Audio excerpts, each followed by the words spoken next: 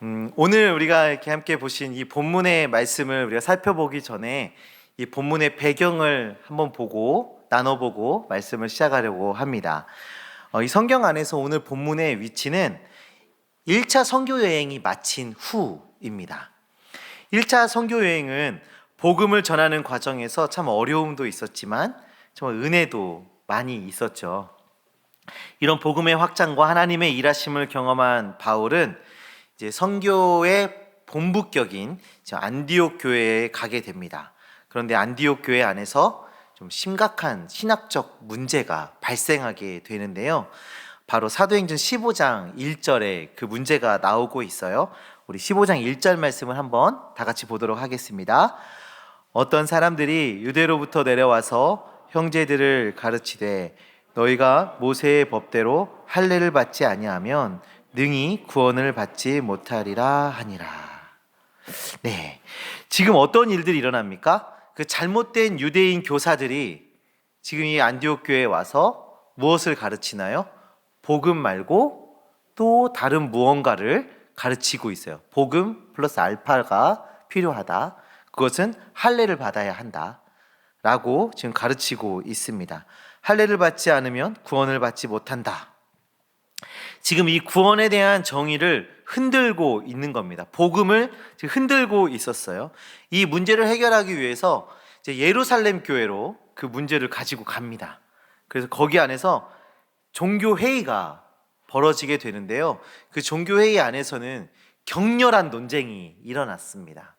그리고 그 안에서 베드로, 야고보 하는 이런 사도들이 또 함께 복음을 정리해서 바울은 그 정리된 교리를 가지고 다시 2차 선교 여행을, 2차 전도 여행을 지금 준비하고 있는 것입니다.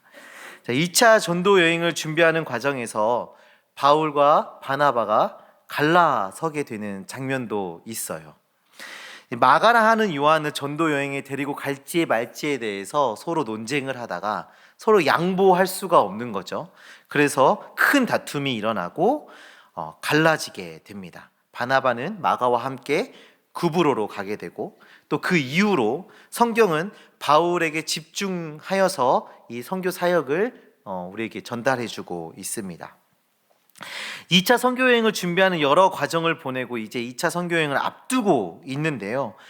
2차 선교 여행이 2차 전도 여행이 1차하고 좀 다른 점이 있다면 1차는 복음의 씨를 뿌리는 거라면 2차는 그 씨앗의 열매를 하나씩 하나씩 확인하는 그런 과정이에요. 자, 이런 배경에서 오늘 본문을 한번 들어가도록 하겠습니다. 자, 우리 16장 1절 말씀 다 같이 한번 보도록 하겠습니다. 16장 1절입니다. 바울이 더베와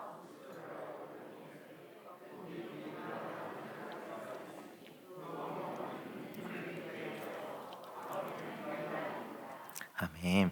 자, 바울이 지금 어디에 갔나요? 루스드라. 네, 루스드라에 도착을 했습니다. 이 루스드라라는 지역은 바울에게 참 뜻깊다, 기억에 남다 할 만한 그런 장소예요. 왜냐하면 이 바울이 바나바와 함께 그 전도를 하고 있을 때 이 루스드라에서 안진뱅이를 치유하죠. 그 사건으로 사람들이 바울을 신으로 떠받들여 바울에게 제사를 지내려고 했던 것이 루스드라입니다. 그리고 그 바울이 이제 도망쳐 나왔을 때 그 비시디아 안디옥과 이고니온에서 바울과 바나바를 쫓아냈던 사람들이 이 루스드라 사람들을 선동하여서 바울이 죽기 직전까지 돌에 맞았던 곳이 바로 이곳이에요. 바울의 사역 중에 가장 고통스러웠던 순간일 것입니다. 이 돌에 치는 게 우리 성도님들 돌에 맞아 보셨나요? 어렸을 때 그 운동장에서 친구들이랑 놀다 보면 예전에 눈싸움 할 때 눈 속에다 돌 넣어가지고 저한테 던져서 제가 맞아본 적이 있거든요. 굉장히 아파요. 근데 바울이 그 정도 돌 한두 개 맞은 게 아니라요, 죽을 때까지 맞은 거예요. 죽을 때까지. 굉장히 고통스럽고 치욕스럽고 그런 일을 당한 곳이 바로 이 루스드라인데요. 그런데 또 그곳에서 바울은 어떤 것을 경험합니까? 그 바울의 사역의 가장 중요한 사역자 중 한 명인 디모데를 이곳에서 만나게 되는 거죠.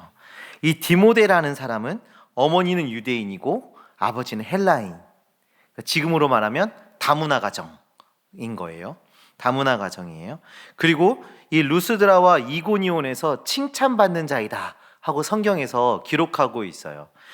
이 루스드라와 이고니온 이 사이의 거리가 한 20km 정도 됩니다. 20km 정도 떨어진 거리에서 양쪽에서 다 칭찬을 받는 굉장히 평판이 좋은 그런 사람이 바로 이 디모데라는 사람인 것이죠. 참 루스드라는 바울에게는 의미가 있는 곳이 되었습니다. 복음을 전하다가 죽을 뻔한 곳이기도 하고 또 그곳에서 너무도 확실한 그 복음의 열매인 동역자 디모데를 만나게도 됩니다. 자, 그리고 우리가 3절의 말씀도 한번 보실까요? 3절입니다. 바울이 그를 데리고 떠나고자 할새 그 지역에 있는 유대인으로 말미암아 그를 데려다가 할례를 행하니 이는 그 사람들이 그의 아버지는 헬라인인 줄 다 알미러라. 자, 3절의 말씀에 어떤 장면이 나옵니까? 바울이 디모데에게 가서 디모데야, 할례를 받는 게 좋겠다. 왜냐하면 너의 아버지가 헬라인인 것을 사람들이 다 알기에 할례를 받는 것이 좋겠다 하고 얘기해서 할례를 받는 것이죠. 왜 디모데에게 할례를 꼭 행하라 하나요? 아버지가 헬라인이기 때문에. 자, 그 의도는 고린도전서 9장 20절에 나옵니다. 자, 고린도전서 9장 20절의 말씀인데요. 유대인들에게 내가 유대인과 같이 된 것은 유대인들을 얻고자 함이요 율법 아래에 있는 자들에게는 내가 율법 아래에 있지 아니하나 율법 아래에 있는 자 같이 된 것은 율법 아래에 있는 자들을 얻고자 함이요 라고 바울이 이야기합니다. 이것은 바울이 의도예요. 바울이 유대인들과 같이 된 이유는 유대인을 얻고자 함이다. 지금 얘기합니다. 그러니까 지금 사도 바울은 디모데에게 할례를 행하라 라고 말하고 있어요. 그 이유는 바로 유대인을 얻고자 함인 것이지요. 유대인처럼 되어서 유대인을 얻고자 함이었던 것입니다. 자, 그럼 여기서 문제가 하나 생깁니다. 하나님께서 바울을 부르실 때 어떠한 사명을 주셔서 바울을 부르셨습니까? 네, 사도행전 9장 15절에 보시면 이 사람은 내 이름을 이방인과 임금들과 이스라엘 자손들에게 전하기 위하여 택한 나의 그릇이다. 바울을 부르는 그 순간에 하나님께서 바울에게 그 사명을 주실 때에는 분명히 이방의 임금들에게 복음을 전하고자 하는 사명이 있었습니다.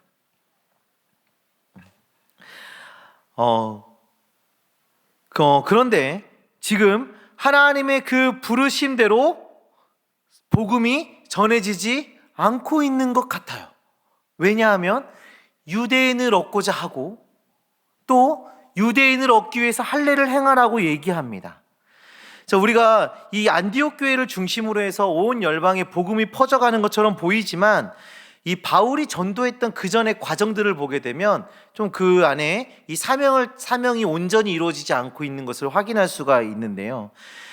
바울은 선교지에 도착을 하게 되면 첫 번째로 찾았던 곳이 있어요. 혹시 기억하십니까? 회당이에요. 회당에 가서 복음을 전했습니다. 회당에 모여 있는 유대인들에게 복음을 전하려 했던 것입니다. 겉으로 보기에는 복음이 열방으로 퍼져나가는 것처럼 보이지만 실제적으로는 복음 전도의 그 대상이 이방인이 아니라 유대인들에게 가까웠던 것이죠. 이방 땅에서 복음을 전하고 있었지만 유대인들에게 복음을 전하고 있었던 것입니다. 바울은 하나님께서 바울을 부르신 목적대로 그 사역의 방향이 나아가고 있지 않았습니다. 이미 하나님께서는 2차 선교 여행을 준비하는 그 과정에서 여러 번의 사인을 주셨어요. 우리가 방금 직전에 확인했던 그 배경들을 기억해 보시면 15장에서 바나바와 다툼이 이루어지죠. 그리고 바나바와 갈라서게 됩니다. 그리고 바울의 동역자가 된 사람이 누군가요? 실라예요. 실라. 실라는 로마 사람입니다. 이방인이었어요. 신라는 헬라인이었고 이중 언어가 가능했고 또 다문화가 수용이 가능한 사람이었어요. 자, 그리고 오늘 본문에 또 어떤 동역자가 발견됩니까? 디모데입니다. 자, 디모데는 또 어떤 사람이에요? 혼혈인이었어요. 이중 국적자, 혼혈인. 다문화가 수용 가능하고 이중 언어가 가능한 그런 사람이었어요. 하나님께서는 지금 의도적으로 바울에게 그런 이방인들을 또 다문화 가정의 사람들을 동역자로 붙여주고 계십니다. 그런데도 바울은 어디로 향하고 있습니까? 유대인을 향하고 있습니다. 자, 우리가 읽었던 고린도전서 9장 20절에도 유대인을 위하여 라고 말하고 또 디모데에게도 할례를 행하라 하는 것도 유대인을 위하여입니다. 바울에게는 하나님께서 그 바울을 부르신 그 비전을 다시 확인하고 그 하나님의 부르심으로 나아가는 과제가 분명하게 보여지고 있습니다. 그런데 바울에게 그런 비전들이 잘 보여지지 않고 있었어요. 그 이유는 무엇이냐면 4절 5절에 나와 있습니다. 우리 4절 5절 말씀을 함께 보도록 하겠습니다. 여러 성으로 다녀갈 때에 예루살렘에 있는 사도와 장로들이 작정한 규례를 그들에게 주어 지키게 하니 이에 여러 교회가 믿음이 더 굳건해지고 수가 날마다 늘어가니라. 아멘. 자, 이 4절 5절에 어떤 것들이 발견되시나요? 사역이 잘 풀리고 있어요. 잘 되고 있어요. 지금 내가 하고자 하는 그 방향대로 가는데 교회들이 부흥하고 있어요.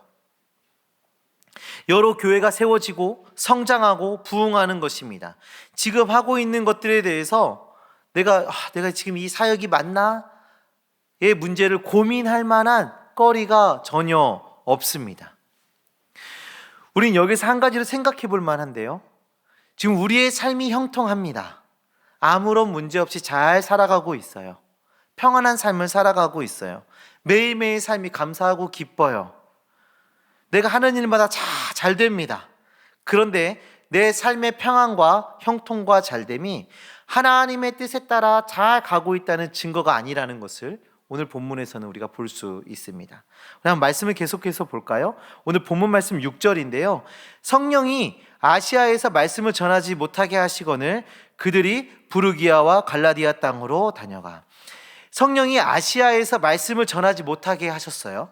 그런데 바울은 어떤가요? 부르기아와 갈라디아로 갑니다. 이 부르기아와 갈라디아는 북아시아 지방입니다. 계속 아시아로 가려고 하는 거예요. 계속 아시아 지방으로 전진합니다. 하나님이 원하시지 않으시는데 계속 전진합니다. 7절의 말씀도 보실까요? 무시아 앞에 이르러 비두니아로 가고자 애씁니다. 여기도 아시아입니다. 무시아, 비두니아 다 아시아에 속해 있는 지방이에요. 바울은 계속해서 아시아로 가려고 노력하는 것입니다. 그러니까 자신이 그동안 했던 그 사역의 방향대로 계속 전진하려 하는 거예요. 그런데 하나님의 마음은 어떻습니까? 예수의 영이 허락하지 아니하셨다. 그것은 하나님의 마음이 아니었던 것입니다. 그리고 드디어 격전지에 도달합니다. 무시아를 지나 드로아로 도착했습니다. 또 이곳에서 바울이 이제 배를 타면 아시아로 가는지 또 마게도냐로 갈지가 이제 정해지는 이제 항구로 딱 도착을 한 것입니다. 그런데 그날 밤 아주 유명한 사건이 하나 발생하게 되지요. 우리 9절의 말씀을 한번 다 같이 보도록 하겠습니다. 9절입니다. 밤에 환상이